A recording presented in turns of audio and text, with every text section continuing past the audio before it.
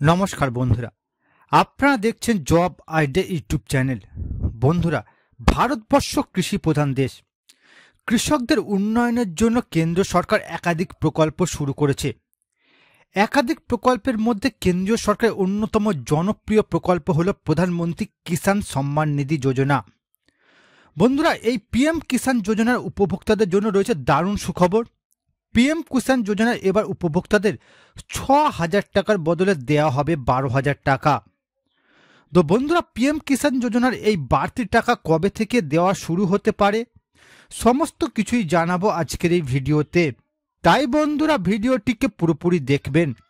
ভিডিওটি পুরোপুরি দেখার সাথে সাথে বলবো বন্ধুরা, আপনারা যারা আমাদের চ্যানেলের নতুন দর্শক, চ্যানেলটি সাবস্ক্রাইব করে অল নোটিফিকেশন বেলটি অন করে নেবেন বিভিন্ন সরকারি প্রকল্পের আপডেট সবার প্রথম পাবার জন্য। চলুন বন্ধুরা, আজকের ভিডিওটি শুরু করা যাক। দেখুন বন্ধুরা, আজকের এই প্রতিবেদন বড় সুখবর। পিএম কিষাণ সম্মান নিধি যোজনায় কৃষকদের এবার ১২,০০০ টাকা দেবে কেন্দ্র সরকার। তো বন্ধুরা, পিএম কিষাণ যোজনায় কিভাবে আপনারা এই ১২,০০০ টাকা পাবেন, কবে থেকে দেওয়া শুরু হতে পারে, চলুন বিস্তারিত জেনে নেওয়া যাক। দেখুন বন্ধুরা, নতুন বছরের শুরুতেই দেশের কৃষকদের জন্য সুখবর নিয়ে এলো কেন্দ্রীয় সরকার। প্রধানমন্ত্রী নরেন্দ্র মোদীর নেতৃত্বাধীন সরকার পিএম কিষাণ সম্মান নিধি যোজনার আওতায় কৃষকদের জন্য আর্থিক সহায়তা বাড়ানোর একটি বড় সিদ্ধান্ত গ্রহণ করতে চলেছে কেন্দ্র সরকার। বন্ধুরা, এতদিন এই প্রকল্পের আওতায় কৃষকদের বছরে ৬,০০০ টাকা করে আর্থিক সহায়তা দেওয়া হতো। তবে সাম্প্রতিক সময় এই অর্থের পরিমাণ বাড়িয়ে ১২,০০০ টাকা করার দাবি উঠেছে, যা নিয়ে এখন আলোচনা চলছে। পিএম কিষাণ সম্মান নিধি যোজনা ভারতের ছোট ও প্রান্তিক কৃষকদের আর্থিক সহায়তা প্রদানের জন্য কেন্দ্রীয় সরকারের একটি বিশেষ উদ্যোগ। বন্ধুরা, ২০১৯ সালে চালু হওয়া এই প্রকল্পের আওতায় প্রায় ১৪ কোটি কৃষক প্রতি বছর ৬,০০০ টাকা সরাসরি তাদের ব্যাংক অ্যাকাউন্টে ৩ কিস্তিতে পেয়ে থাকেন। এই অর্থ মূলত চাষাবাদের খরচ কমানো এবং কৃষকদের আর্থিক সুরক্ষা প্রদানের জন্য দেওয়া হয়। কিন্তু সাম্প্রতিক সময়ে ক্রমবর্ধমান কৃষি উপকরণ, সার, বীজ এবং জ্বালানির খরচ মাথায় রেখে কৃষক সংগঠনগুলি অর্থের পরিমাণ দ্বিগুণ করার দাবি জানিয়েছে। এবার দেখুন বন্ধুরা, নরেন্দ্র মোদী সরকার জানিয়েছে এই দাবি নিয়ে বিস্তারিত আলোচনা চলছে।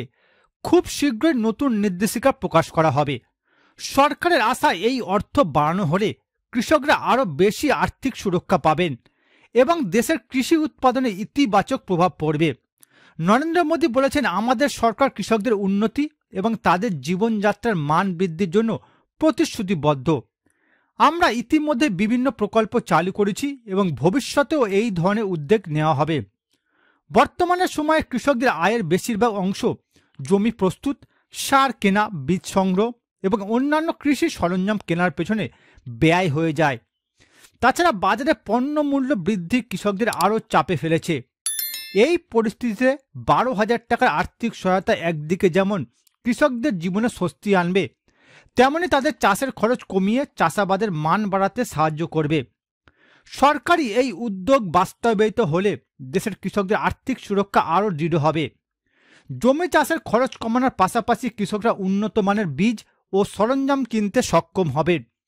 বন্ধুরা, নতুন বছরে ১২,০০০ টাকার এই উদ্যোগ বাস্তবায়িত হলে দেশের কৃষকরা তাদের পরিবার ও জমির উন্নতিতে এই সহায়তাকে আরও কার্যকরভাবে কাজে লাগাতে পারবেন।